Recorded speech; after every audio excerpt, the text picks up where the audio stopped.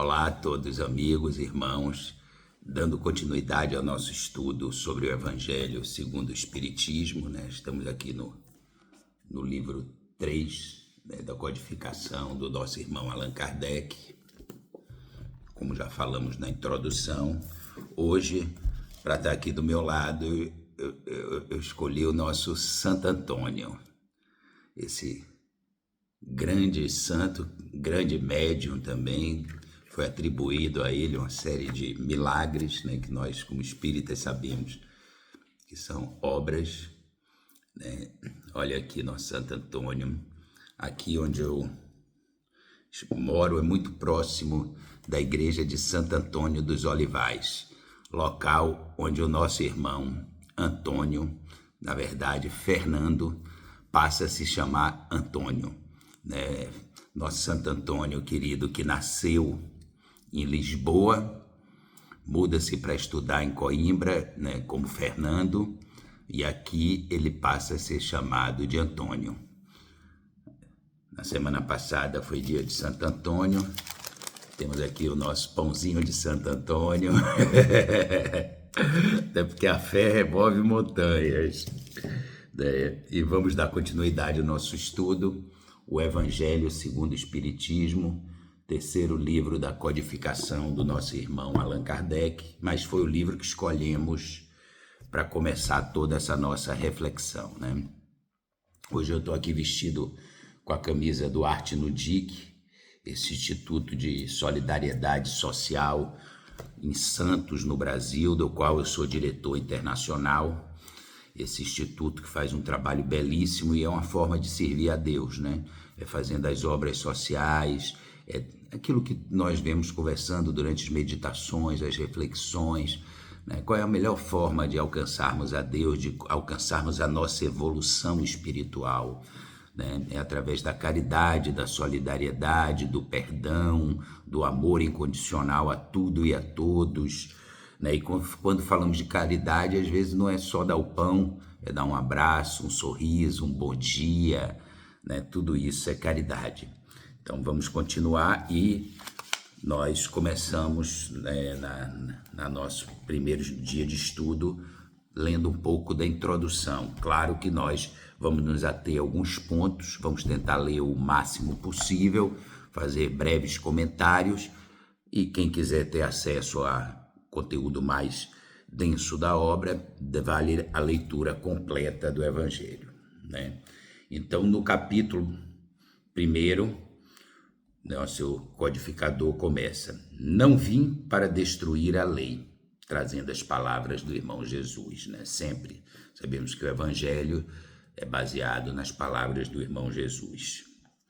E aí ele traz as 3 revelações: Moisés, Cristo e o Espiritismo, né? Nosso irmão Jesus Cristo, né? Primeiro veio o nosso irmão Moisés, trazendo as primeiras leis. Claro que nós temos que entender que tudo que foi falado por Moisés e posteriormente pelo irmão Jesus foi sempre baseado no tempo que ele estava vivendo, né? Naquele tempo de existência do nosso irmão.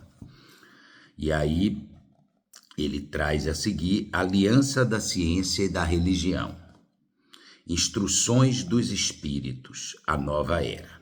Então vamos tratar desses pontos e começamos com o ponto 1, trazendo São Mateus, capítulo 5, versículos 17 e 18. Não pensem que vim para destruir a lei ou os profetas. Não vim destruí-los, mas sim completá-los. Porque em verdade vos digo que o céu e a terra não passarão sem que tudo se ache na lei, sem que tudo que se ache na lei esteja perfeitamente cumprido, enquanto reste um único J e um único ponto. Vamos repetir. Não pense, que são as palavras do irmão Jesus. Ele não veio, ele veio para completar, para trazer a mensagem, e tanto que ele nos disse que mandaria posteriormente o codificador, que foi, né, o codificador não, o Consolador, que foi o Espiritismo, trazendo essa tradução do Evangelho segundo o Espiritismo para atualização, né? Também lembrando que o Evangelho segundo o Espiritismo foi escrito no século XVIII, XIX, no século XIX, né? Então, vamos lá. Não pensem que vim para destruir a lei ou os profetas. Não vim destruí-los, mas sim completá-los. Porque em verdade vos digo que o céu e a terra não passarão sem que tudo o que se ache na lei esteja perfeitamente cumprido, enquanto reste um único J e um único ponto. Né? Nós estamos aqui nesse planeta ou em qualquer outro planeta, porque como o próprio irmão Jesus disse, existem muitas moradas na casa do meu pai, e nós vamos ver isso nos capítulos seguintes, né? Nós estamos aqui para evoluir, né? Deus cria todos os espíritos da mesma forma e não param de ser criados, e todos nascem ali, né, ainda ignorantes, ainda sem a sua evolução, e cada espírito vai evoluindo conforme o seu entendimento, conforme o seu livre-arbítrio, né? Tudo, a gente sabe que tudo que a gente faz, a gente vai ter que pagar grão por grão, tintim por tintim. Então, tudo depende de nós, tudo que nós passamos depende de nós. Vamos continuar. Ele primeiro vai falar sobre Moisés. Há duas partes distintas na lei mosaica: a lei de Deus, promulgada no Monte Sinai, e a lei civil ou disciplinar, estabelecida por Moisés. Uma imutável, a outra apropriada aos costumes e ao caráter do povo, modifica-se ao longo do tempo. Né? Ou seja, a lei de Deus, né, essa é imutável. A lei de Deus, ela existe e não é só imutável no planeta Terra, ela é imutável em qualquer outro planeta, em qualquer outra esfera. São as leis divinas que são imutáveis. Enquanto as leis do homem, né, trazida nesse caso por Moisés, nesse momento, ela é mutável conforme o momento, os costumes, e ela modifica-se ao longo do tempo. Né? Seguindo a lei de Deus, a gente sabe que não vai mudar a lei de Deus. A lei de Deus é formulada nos 10 mandamentos seguintes. Primeiro, eu sou o Senhor vosso Deus, que vos tirou do Egito, da casa da servidão. Vós não tereis outros deuses diante de mim. Não fareis imagens esculpidas, nem figura da qual lá em cima do céu, nem embaixo na terra, nem de tudo que há as águas sob a terra. Não os adorais e não lhe prestareis culto soberano. Segundo, não pronunciarás em vão o nome do Senhor vosso Deus. 3. Lembrai-vos de santificar o dia do sábado. 4. Honrai o vosso pai e a vossa mãe, a fim de viverdes longo tempo na terra que o Senhor vosso Deus vos dará. 5. Não matarás. 6. Não cometerás adultério. 7. Não roubarás. 8. Não prestarás falso testemunho contra o próximo. 9. Não desejarás a mulher do próximo. 10. Não cobiçarás a casa do próximo, nem o seu servidor, nem a sua serva, nem o seu boi, nem o seu asno, nem qualquer coisa de tudo que lhe pertença.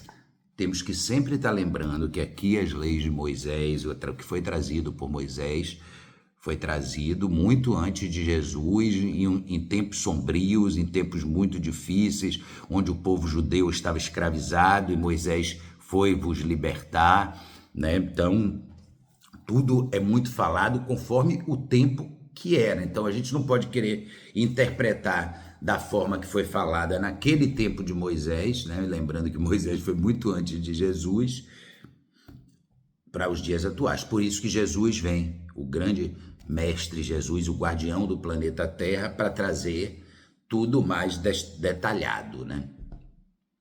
E dito isso, né, a gente continua. Essa lei é de todos os tempos e de todos os países, e tem, por isso mesmo, caráter divino. Todas as outras leis são estabelecidas por Moisés, obrigado a manter, pelo receio, um povo naturalmente turbulento e indisciplinado, no qual tinha que combater abusos enraizados e preconceitos adquiridos durante a servidão no Egito. Para dar autoridade às suas leis, teve que lhes atribuir uma origem divina, tal como fizera todos os legisladores dos povos primitivos. A autoridade do homem devia apoiar-se sobre a autoridade de Deus, mas a ideia de um Deus terrível só podia impressionar os homens ignorantes.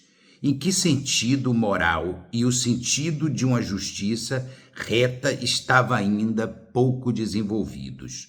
É bem evidente que aquele que incluiu entre os seus mandamentos, tu não matarás, não causará danos ao teu próximo, não podia contradizer-se, fazendo da exterminação um dever. As leis mosaicas, propriamente ditas, tinham um caráter essencialmente transitório. É aquilo, né, o que Moisés disse aqui, nós entendemos que era para aquele tempo, para poder trazer, claro que aqui nós temos coisas que são muito da lei divina, não matarás, isso é óbvio, né? Não fazer mal ao próximo, não desejar mal ao próximo ou o que é do próximo, né? Então, nós seguimos a nossa leitura com a parte agora do Cristo. Jesus não veio destruir a lei, quer dizer, a lei de Deus, veio completá-la. Isto é, desenvolvê-la, dar-lhe seu verdadeiro sentido, apropriá-la ao grau de evolução dos homens. É por isso que se encontra nessa lei o princípio dos deveres para com Deus e para com o próximo, que faz a base da doutrina espírita, né? Da nossa doutrina e das leis divinas.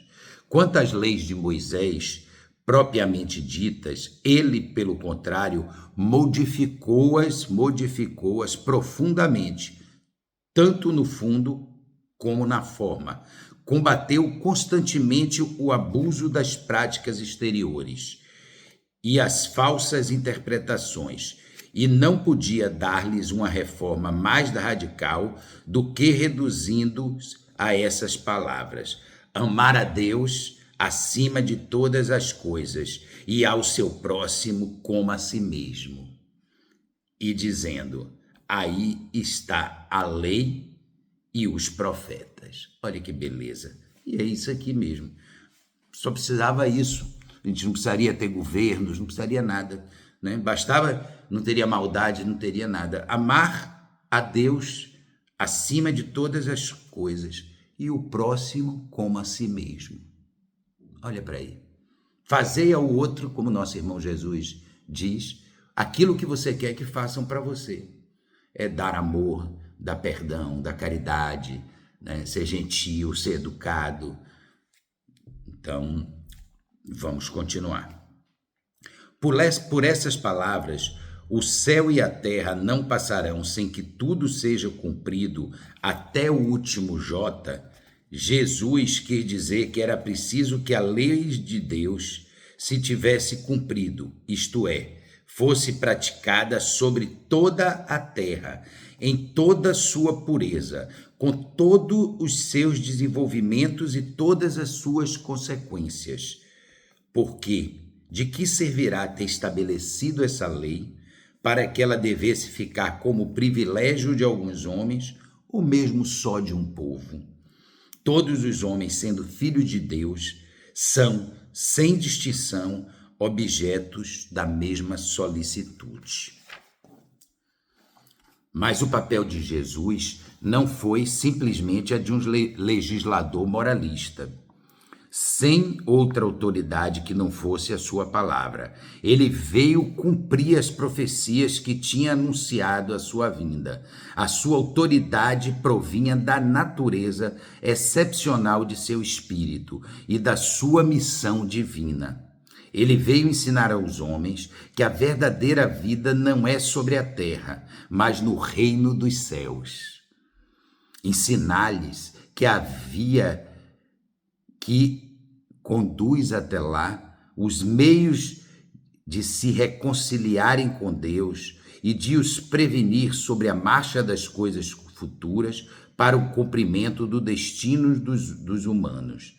Entretanto, ele não disse tudo, e sobre muitos pontos limitou-se a deixar o germe da verdade, que ele próprio declarara não poderem ser ainda compreendidas. Aquilo que nós estamos falando, né?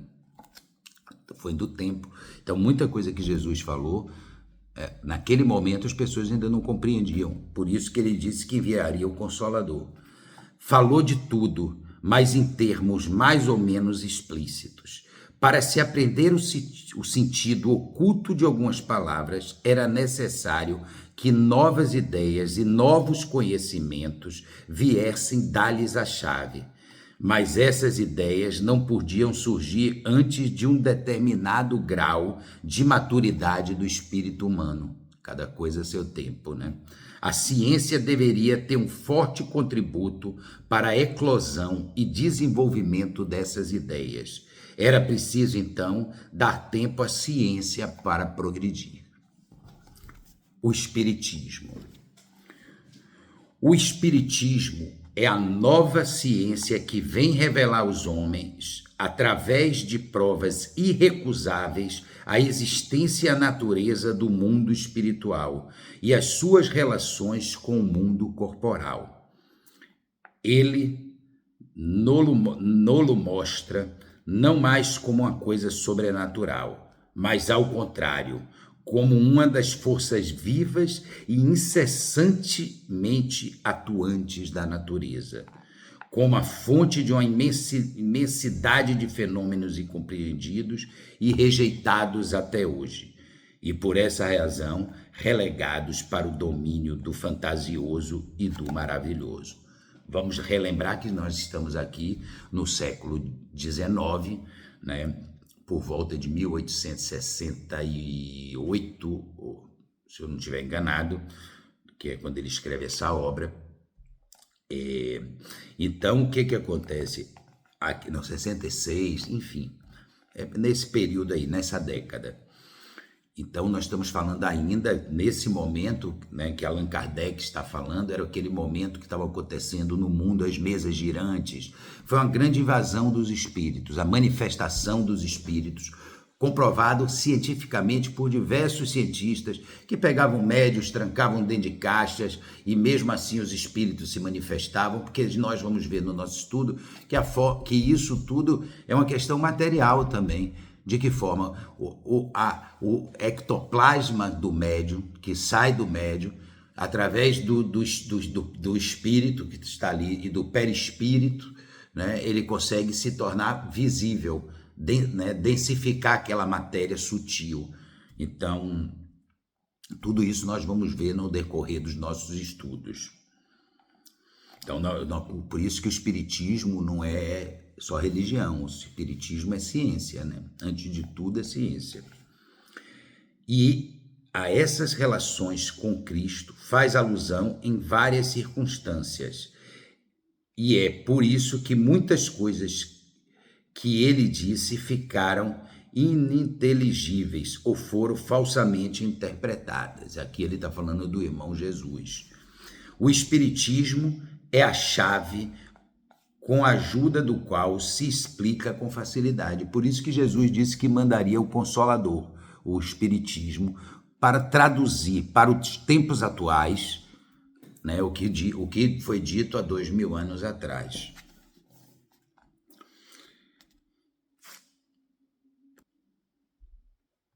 Continuando, né? A lei do Antigo Testamento é personificada em Moisés, a do Novo Testamento em Cristo. O Espiritismo é a terceira revelação da lei de Deus, mas não está personificada em nenhum indivíduo, porque ele é produto dos ensinamentos dados, não por um homem, mas pelos Espíritos, que são as vozes dos céus, sobre todos os pontos da terra e através de uma multidão inumerável de intermediários, os espíritas, né, os médiuns, que aquilo que nós falamos. Toda essa codificação foi feita com base em escutar diferentes médiuns, né, diferentes espíritos que através daqueles médiuns se manifestavam, né? Às vezes até o mesmo espírito que se manifestava em diferentes médiuns, em vários pontos do planeta Terra, né? Então, aí por isso que vamos voltar aqui.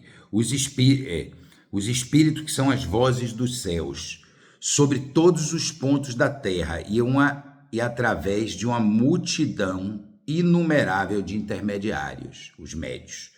E, de certa maneira, um ser coletivo formado pelo conjunto dos seres do mundo espiritual, trazendo cada um aos homens o tributo das suas luzes, para lhes fazer conhecer esse mundo e a sorte que os espera, né?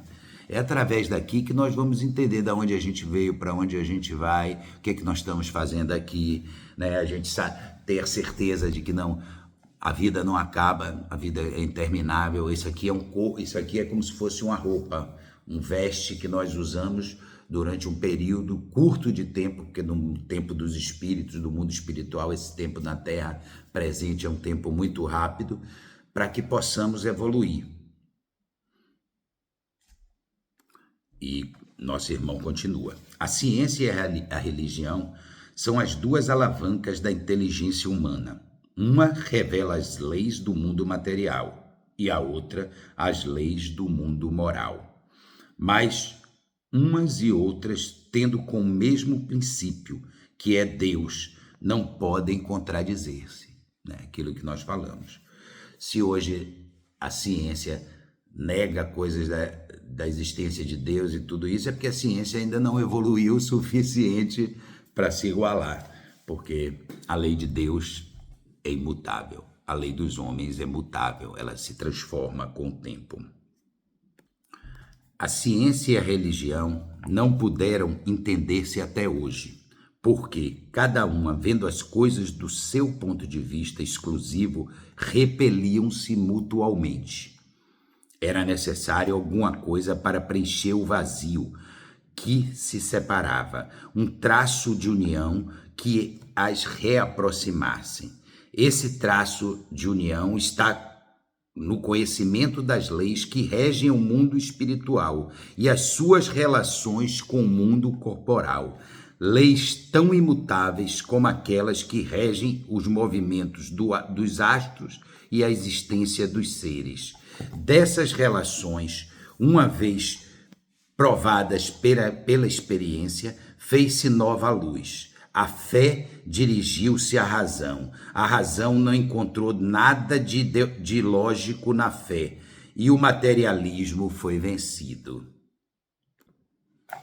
O Cristo foi o iniciador da moral mais pura, mais sublime, da moral evangélica cristã, que deve renovar o mundo, reaproximar os homens e torná-los irmãos, que deve fazer brotar de todos os corações humanos a caridade e o amor ao próximo, e criar entre todos os homens uma solidariedade comum. Enfim, uma moral que deve transformar a terra, tornando a morada dos espíritos superiores, aqueles que habitam hoje. É a lei do progresso, a qual a natureza está sujeita, que sempre se cumpre, e o Espiritismo é a alavanca da qual Deus se serve para fazer avançar a humanidade. Visto que o Espiritismo, e principalmente quando tratamos aqui o Evangelho segundo o Espiritismo, né, ele vem trazer as palavras do irmão Jesus atualizadas. Os tempos são chegados em que as ideias morais devem desenvolver-se para que se realizem os progressos que estão nos desígnios de Deus. Elas devem seguir a mesma rota que as ideias de liberdade percorreram e que foram as suas percussoras, mas não se deve acreditar que esse desenvolvimento se fará sem lutas. Não. Elas precisarão, para chegar à maturidade, de abalos e discussões, a fim de chamar a atenção das massas, uma vez que a atenção fixada, a beleza e a santidade da moral tocarão os espíritos, e eles se agarrarão a uma ciência que lhes dará a chave de uma vida futura e lhe abrirá uma porta de felicidade eterna. É aquilo, quanto mais nós compreendemos as leis de Deus, entendemos que existe vida após a morte, os caminhos que devemos seguir, nós vamos evoluir. E essa mensagem não é trazida ainda nesse momento, mas o planeta Terra, assim como os espíritos, também evolui. Todos os planetas também evoluem. Então, o planeta Terra, desde essa época, já começou a passar por um momento de transição planetária, na qual nós somos um planeta de provas e regenerações, e veremos provas e expiações, e veremos a seguir o que é um planeta de provas e expiações, e estamos passando a ser um planeta de regeneração. Então, muitos dos espíritos que hoje estão aqui não vão continuar na Terra, vão ter que ir para outros planetas para poder continuar o seu desenvolvimento, porque não estão vibrando nessa transição. Um planeta regenerado, e nós vamos estudar sobre isso, o mal passa a ser quase mínimo, diferente de um planeta de provas e expiações, onde nós vemos muita maldade, muitas coisas ruins acontecendo. Então, tudo isso nós estamos passando por um momento, por mais que pareça um momento muito ruim, muito triste, é um momento maravilhoso da nossa humanidade, de nós terráqueos. Foi Moisés que abriu o caminho. Jesus continuou a obra, o Espiritismo a terminará. Um dia, Deus, na sua caridade infinita, permitiu que o homem visse a verdade perfurar as trevas. Esse foi o do advento de Cristo. Depois da luz viva, as trevas voltaram. O mundo, após as alternâncias de verdade e obscuridade, perdeu-se de novo. Então, como os profetas do Antigo Testamento, os espíritos põem-se a falar e a divertir-vos. O mundo está abalado nas suas bases. O trovão troará. Sejam firmes. E você vê que mesmo sendo escrito no século XIX, nós já estamos no século XXI e ainda continuamos passando por isso, até porque o século XX foi marcado por grandes guerras, E nós ainda continuamos relutando em aprender. Tudo isso que nós estamos passando aqui foi gerado por nós mesmos, as catástrofes, as pandemias, as guerras, tudo isso é gerado pelo homem. E por isso que através do sofrimento nós vamos ter que evoluir, não tem mais caminho. Nós estamos chegando, segundo Chico Xavier trouxe, esse processo de transição planetária se completará em 2057. Então, estamos muito próximos, Já estamos muito próximos. E continuamos aqui. O reino do Cristo, infelizmente, depois de 18 séculos, e aí nós já já são 19 séculos e estamos caminhando para completar, na verdade já passaram 20 séculos, Nós já estamos no século 21, Então, continuamos nessa aprendizado difícil, para a gente evoluir, para a gente entender tudo isso, como nós somos cabeça duras, de aceitar o nosso irmão, o nosso Cristo, as palavras do Cristo, de ser solidários, de ser caridosos, de perdoar, de não ter maldade no coração, de mantermos sempre o amor. Isso, você vê que o ser humano é muito difícil, Como a gente ainda está muito pouco evoluído. A revolução que se aproxima é mais moral que material. Os grandes espíritos, mensageiros divinos, sopram a fé para que todos vós, obreiros esclarecidos e ardorosos, façais ouvir a vossa voz humilde, porque vós sois o grão de areia, mas sem grãos de areia não haveria montanhas. Chico Xavier dizia, né? Ele mesmo falava, eu sou um cisco, né? Tenho um cisco, tirando o Fran, fica o cisco de Francisco, né? Nós todos somos um pequeno grão de areia nesse universo, mas se todos evoluirmos juntos, todos evoluindo, construímos uma grande montanha, né? Então, sendo assim, que essa frase, nós somos pequenos, não tenha mais sentido para vós. A cada um a sua missão, a cada um o seu trabalho. A formiga não constrói o edifício da sua república e imperceptíveis micro-organismos não constrói continentes. A nova cruzada começou. Apóstolos da paz universal e não da guerra. São Bernardos modernos, olhai o caminho à frente. A lei dos mundos é a lei do progresso. E não é só do progresso científico, é do progresso moral, do progresso de cada um de nós, de cada espírito, né? Santo Agostinho é um dos maiores divulgadores do espiritismo. Manifesta-se quase por todo lado. A razão disso encontra-se na vida desse grande filósofo cristão. Ele pertence a essa vigorosa falange dos pais da Igreja, aos quais a cristandade deve os seus mais sólidos esteios. Como muitos, foi arrancado ao paganismo, digamos melhor, a impiedade mais profunda pelo fulgor da verdade. Quando, no meio dos maiores excessos, sentiu na sua alma essa vibração estranha que o chamou e lhe fez entender que a felicidade não estava algures nos prazeres frívolos e fugídios, que enfim no seu caminho de Damasco, ouviu ele também a voz santa gritar-lhes: Saulo, Saulo, por que me persegues? Ele gritou: meu Deus, perdoai-me, eu creio, eu sou cristão. E depois tornou-se um dos maiores defensores do Evangelho. Pode ler nas admiráveis confissões que nos deixou esse eminente espírito as palavras ao mesmo tempo sábias e proféticas que ele pronunciou depois de ter perdido Santa Mônica. Estou convencido que a minha mãe me virá visitar e dar-me conselhos, revelando-me o que nos espera na vida futura. Olha que beleza.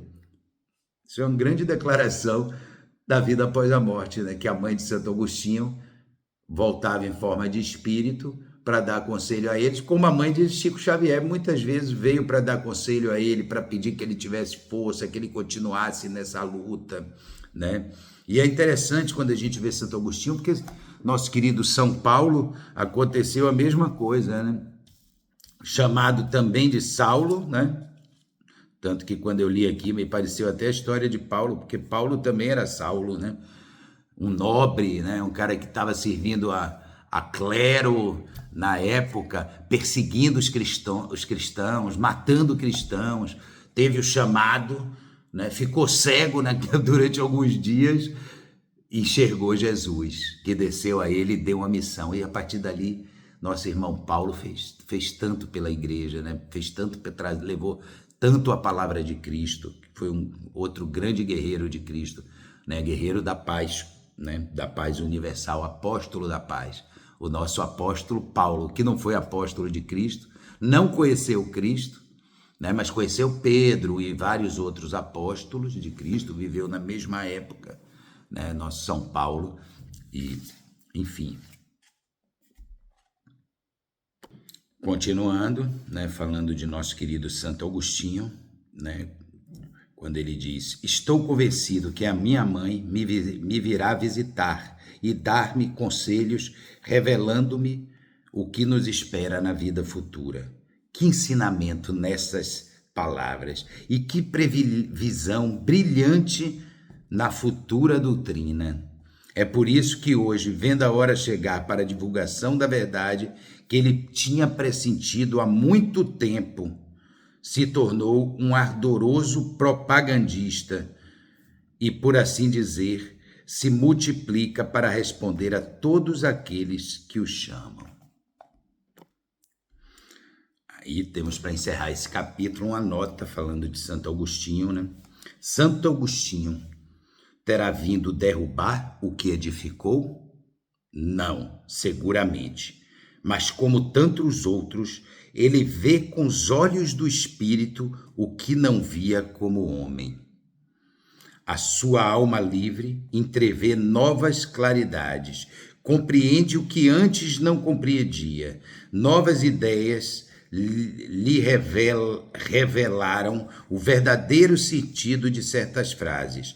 Na terra julgava as coisas segundo os conhecimentos que possuía, mas logo que uma nova luz lhe surgiu, pôde julgá-la com mais nitidez. Foi assim que teve que retificar a sua crença no que concerne aos espíritos incubos e sucubos e sobre o anatema que tinha lançado contra a teoria dos antípodas. Agora que o cristianismo lhe aparece em toda a sua pureza, pôde, sobre alguns pontos, pensar de outro modo do que enquanto vivo, sem deixar de ser um apóstolo cristão.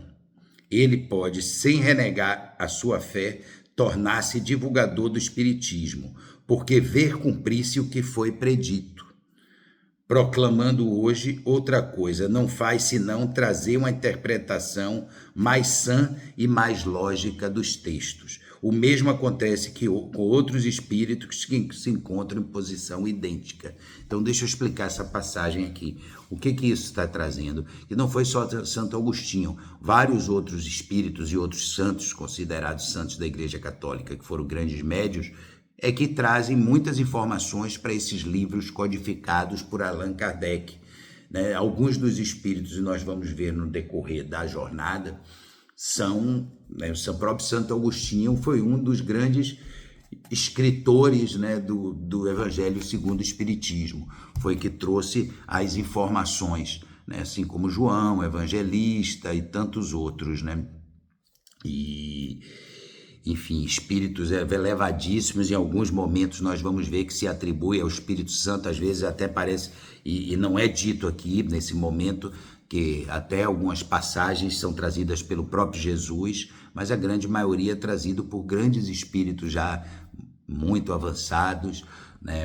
Espíritos que já encontraram a luz, né? Encontraram um caminho, já percorreram o seu caminho maior e que hoje estão, né, muito mais do que nós, avançados, e nós também, então vamos buscar isso, é isso que é através da caridade, do amor, né, da fé, do perdão, que nós vamos alcançar. Todos nós seremos santos. O próprio irmão Jesus, santos entre aspas, né? O próprio irmão Jesus disse, vocês farão o que eu faço e muito mais, entendeu?